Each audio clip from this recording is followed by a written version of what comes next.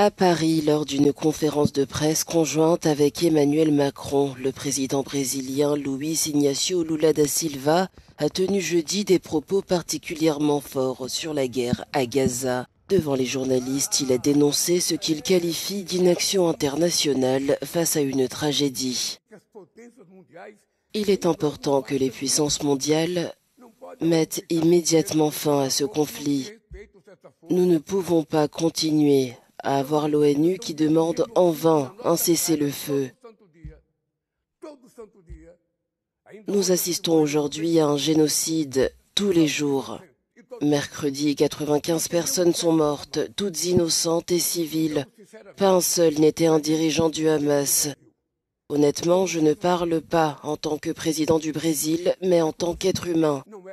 Nous ne pouvons pas accepter une guerre qui n'existe pas, ni un génocide prémédité par un leader d'extrême droite.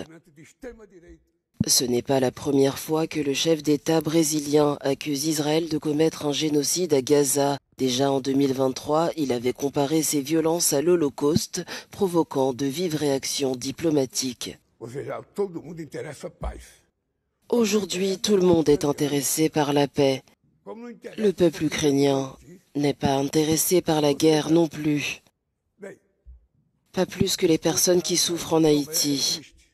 Pardonnez mon émotion, mais la situation est triste, tellement triste. Savoir que le monde reste silencieux devant un génocide dont les plus grandes victimes ne sont pas des soldats en guerre, mais des femmes et des enfants, c'est insoutenable.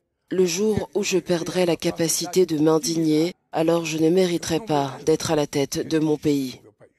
Malgré les appels répétés à un cessez-le-feu, les États-Unis ont opposé leur veto à une résolution du Conseil de sécurité pour la 4e fois depuis octobre.